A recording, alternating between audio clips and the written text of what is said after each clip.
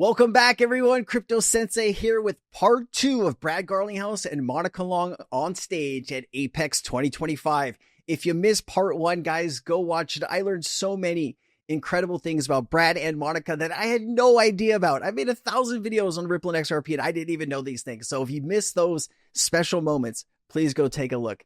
We're starting to get into some institutional conversation around the XRP ledger with Monica Long and Brad. Let's go ahead and get into it, guys. If you like this content, please hit like and please share if you think there is value here for you. Let's go. Okay. So we're going to move on to institutional use cases and adoption. What are you seeing underrated, overrated in terms of the use cases on the institutional side? Maybe we can start with you, Monica. I think payments is still underrated.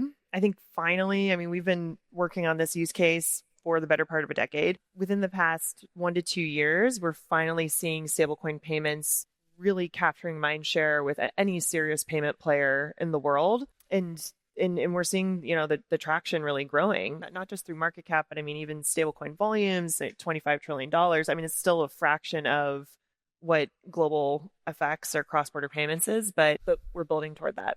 Okay, and we'll double click on this in a minute or two. But yeah, clearly you're on one side of the same fence. Question. Yes. Well, one of the things Monica and I talked about preparing for this is it's interesting to see where we disagree, and I'll pick one that we might disagree on. Okay. The institutional use case around identity, blockchain-based identity, I think is overrated. Now, let me qualify that statement. It's a beautiful vision to imagine having identity blockchain based and being able to leverage that is a beautiful future. I love that. So that is not overrated. That's underrated. The reason why I think it's overrated as a utility and a use case is, and I frequently, maybe just for fun, I'll ask you, who owns your identity? Yeah, it's not me, unfortunately. It's not you. What's interesting though, the government owns your identity.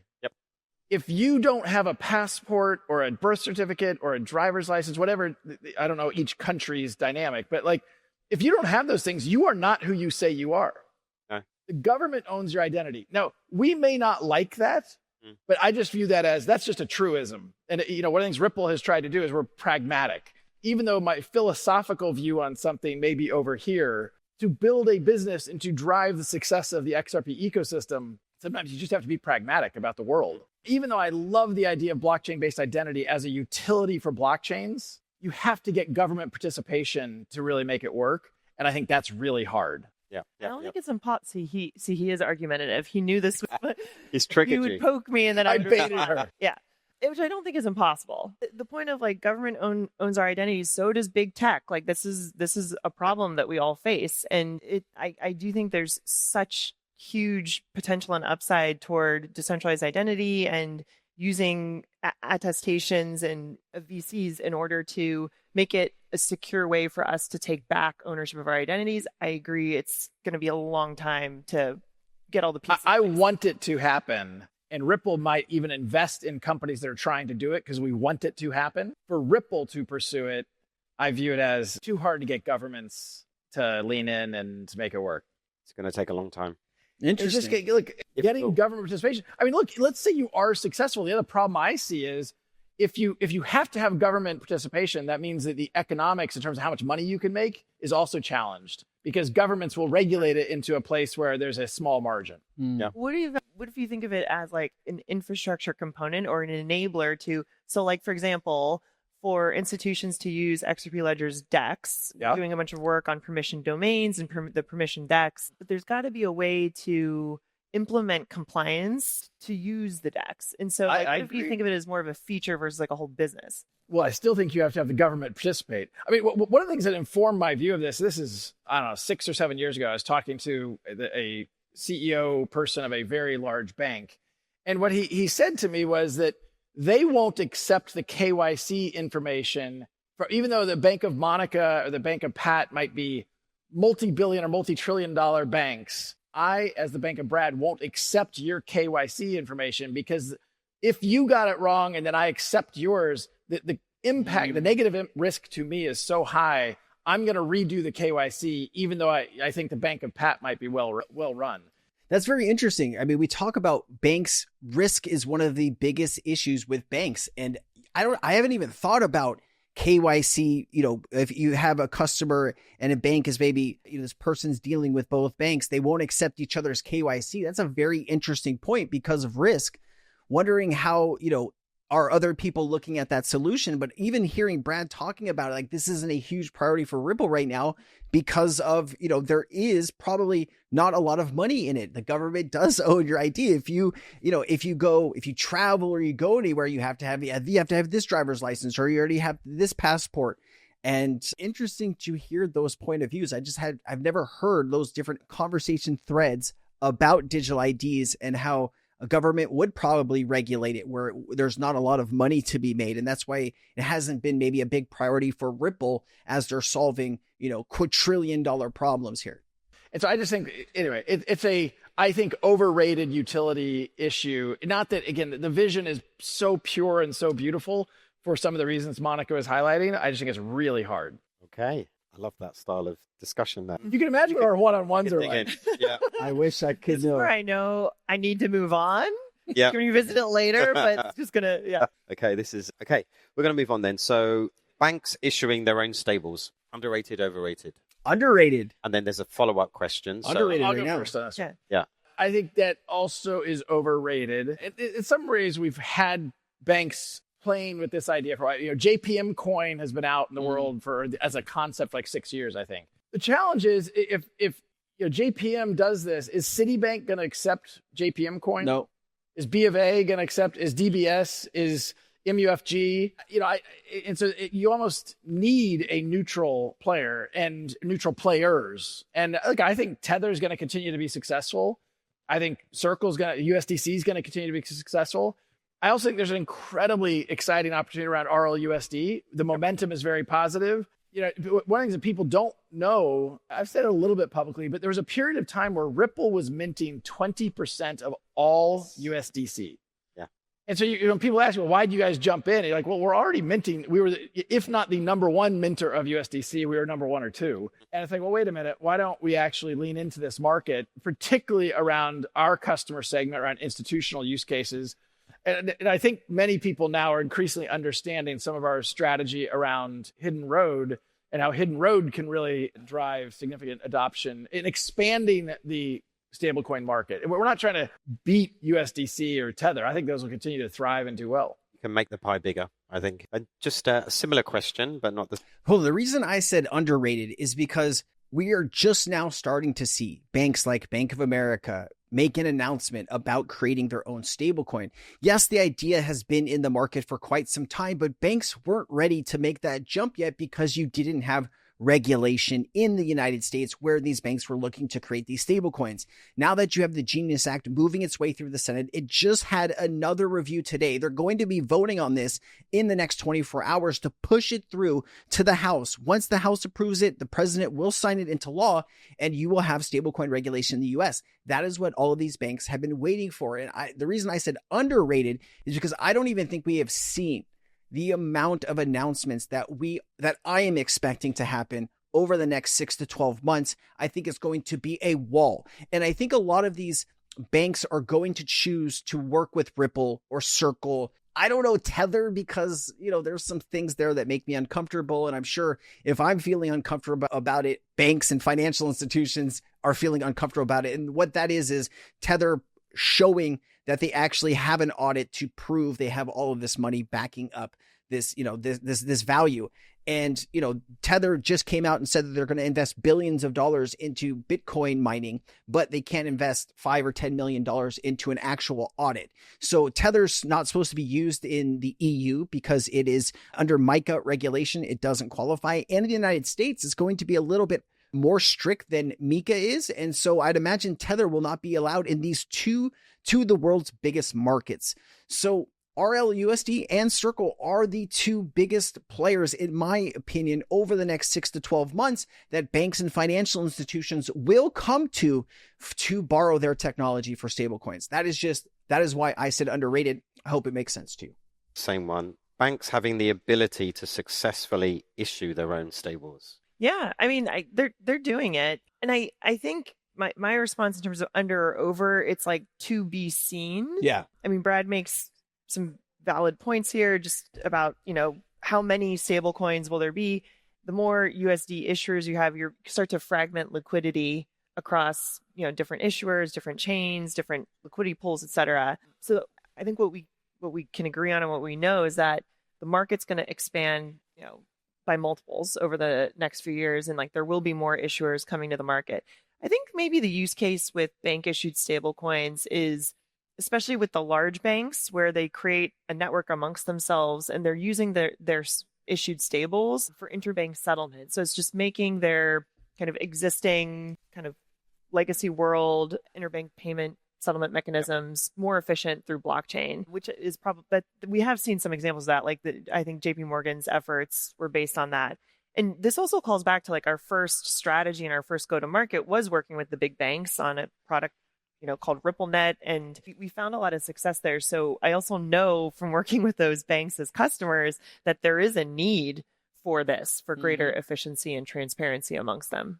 Yeah, no, on the grapevine, we're hearing a number of communities considering this and the work's going on, but I think in the pilot stage still to really come out and talk about it. The next one then, Brad, for you is the rise of non-USD stables. Okay. Yeah. So the way I think about, obviously, underrated or overrated, right? Stablecoins that are not US dollar based.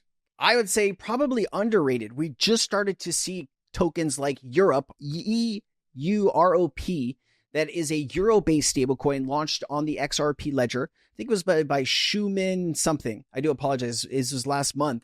But you also have Zago. They created, I think, 5 or 6 different stablecoins on the XRPL. Some of them are like South African Rand, British Pound, and some others. Here, let me see if I can get me a complete list of non-US stablecoins issued on the XRPL. Include Zago as well, because I've searched this before and they have not included the Zago tokens, and I think it's important to bring this all up. So here you go. Here's the Europe stablecoin.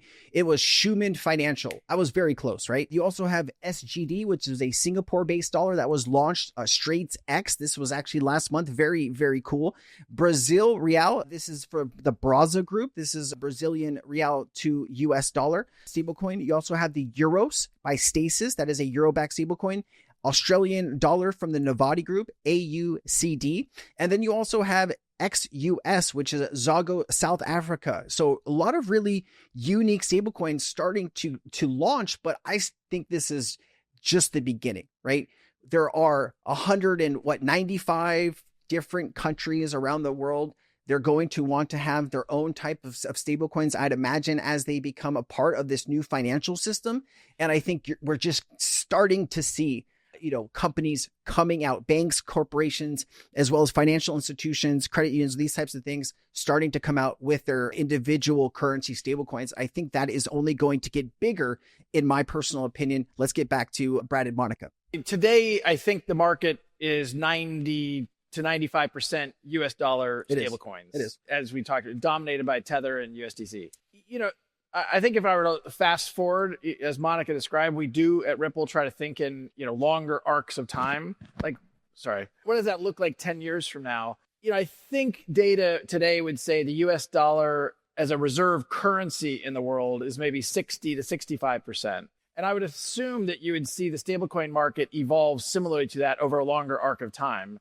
Clearly, other reserve currency players would like to make sure that the adoption of stablecoins doesn't erode their position as a reserve currency. Today, you haven't seen that as much, in part because there are use cases around stablecoins for payments that are profound and I think will totally change corporate treasury operations in a bunch of ways. Awesome. Love it. There's a lot of people who hold stablecoins because they don't want to hold the Argentinian peso and they live in Argentina. Yeah. And if they can get out of that, and there are capital controls they have to manage around. But I'm picking on Argentina. I apologize to the Argentinians here.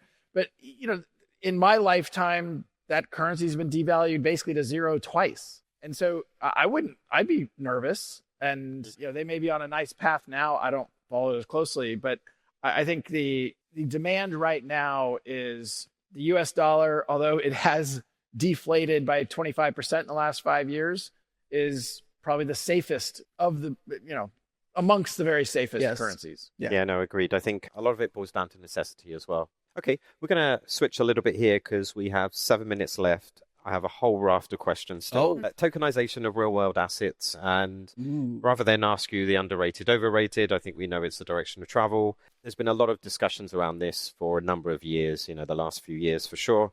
From your perspective, Monica, what makes the current moment feel different, and how is Ripple supporting real adoption here? Yeah, I think it's regulatory clarity more than anything, which in some cases, as it's taken time to get to where we are in this moment, but it's never been better, that's for sure. Yep. We're an early leader through MAS providing, regulatory clarity, but markets around the world, and then most recently the US really opening up with the change of administration and a lot of progress picking up momentum on legislation. And what that means is, we've worked with institutions for a very long time. I was calling back to like our first work with large banks. When you talk to the people who, work on payments, work on custody within institutions, they get it. Like they understand the value proposition and they find it compelling and they want to work with companies like ours. But the overhang or the cloudiness around how the regulators were going to treat this activity, it just wasn't worth the risk. And so I think this... The tipping point, really. That's the tipping point, exactly. I think that this has been really the turning point is regulatory clarity. Okay. It'll be slowly and then all at once. Yep. Yes. I don't have a crystal ball. I don't know what the future looks like. This is what I do know. I know that a lot of countries that do trade with the United States often wait for the United States to set regulation or policy about a specific topic. And then the countries that want to deal and trade with the United States follow suit with their own regulation that really does mirror what the US has put together. Now, what I want you to understand is there are many countries that understood how important this was and moved forward with this a lot earlier than the US has, but there's also a lot of countries that are waiting to see what the US does. And once the US actually puts together this, the Genius Act and crypto regulation as a whole and pushes that forward, it will be the tipping point that Monica Long just mentioned for the rest of the world to come in and participate. This is the most exciting. I've been in crypto for 5 years. This is the most exciting time that I have been a part of. And it's just incredible. Let's keep going. So it reminds me of that. I think it's a Hemingway quote, which is gradually, then suddenly, and trends tend to occur. You slowly start to see it, and then bang, it's either going upwards or going downwards. Okay. I was going to ask what's slowing things down, but I think you've kind of outlined that to a degree. I'm going to quickly come back to that underrated, overrated, just for two more things. One is the Genius Act. Underrated or overrated? Appropriately rated. Okay. Sitting on the fence. For those of you who don't, so the Genius Act is the name of the stablecoin bill moving through the United States House. It has passed the House Senate. and now is in the Senate. I think is likely to pass, but that is focused on stablecoins, particularly not what we call market structure, which is I think also very important for the U.S., which that provides the clarity on what's a security, what's a commodity, what's a currency, those things. Hopefully we get both passed between now and August. But I feel, the momentum in Washington on these things is very good. No bill is perfect. I can point to things like, I don't love that, but there isn't. Perfection is the enemy of done. Yes. Hold on, let me just check this really quickly. The Genius Act has not yet passed the House of Representatives. So I think Brad Garlinghouse got mixed up. So there's two stablecoin bills. There's the Stable Act. That was the one that was created inside of the House. And then there's the Genius Act, which was created in the Senate. You obviously can't have two bills that the president signs on the same thing because those bills are going to say different things and nobody will know what the real laws are. So they have to decide, is it going to be the Genius Act or is it going to be the Stable Act? And I think maybe that's where the confusion was there. But the Genius Act will most likely be getting voted yes on. They did a procedural vote today that was 68-30, 68 for the Genius Act going and 30 against it. Once the Genius Act makes its way through the Senate, it will go to the House of Representatives where I think the Senate is 100. The House is like 450 or 4 something. I do apologize. I don't have the exact number on the tip of my brain here. But once that happens in the House, then it should go to the president's desk unless it goes back to the Senate if the House of Representatives changes anything in the Genius Act, then it will need to go back to the Senate for one final approval. Then it'll go to the president's desk, just to give you that entire clarity of how that should move forward going forward. Let's get back to this. Thank you. Yes, no, agreed. And I think the whole world is waiting and watching and anticipating really, and what it does for the industry. I think in the other bit then is market infrastructure regulation. You mentioned it yesterday. What's your view, Monica? Maybe I can pick on you. Yeah, I mean, to Brad's point, that's the kind of the second bill prioritized for the crypto industry in the US right now. And globally, I remember UK FCA came out with, kind of a token classification system a long time ago.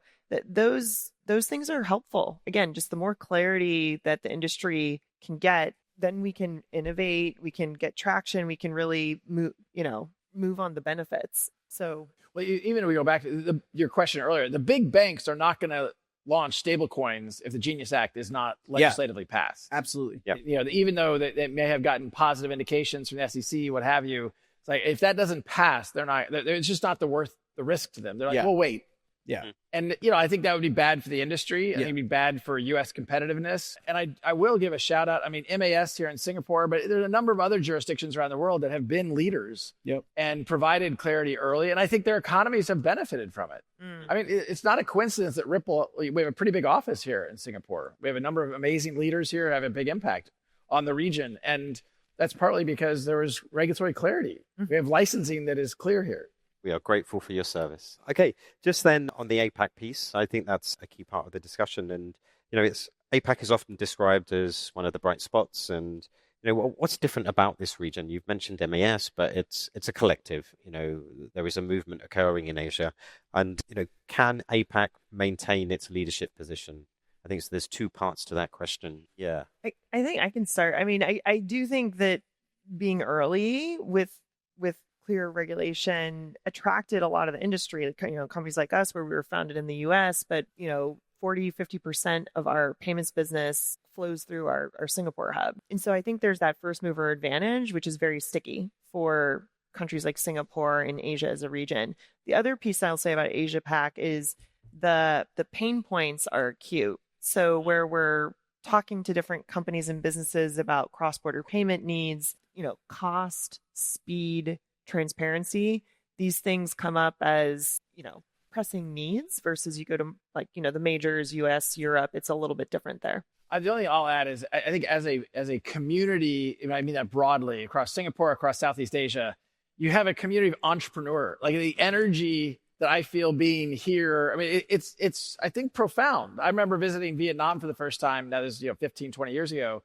but just feeling the energy of the community. And look, I think everyone knows well that the crypto acceptance in South Korea, in Japan, like these are communities that are leaning into new technologies and have often, more often than not, been leaders in technology.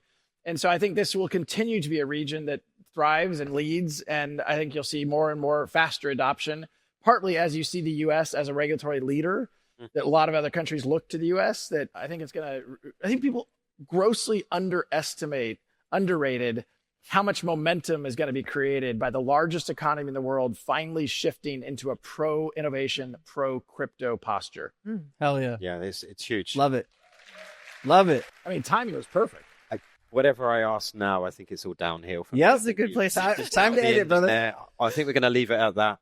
We're just on time as well. Can you put your hands together, please, for wonderful speakers? Thank you. Thank you. Wow. I hope you really enjoyed that. I learned so many unique and cool things. I hope you enjoyed the context and I didn't talk too much. I know sometimes people don't like when I share too much, but hey, thank you so much for being here. If you made it to the end, please let me know. Have a truly fantastic day. And thank you for being on this journey with the XRP. Aloha. Nothing in this video should be taken as financial advice. This is for entertainment purposes only. I am not a financial advisor. Please seek financial advice if you need it. Let's get back to the video.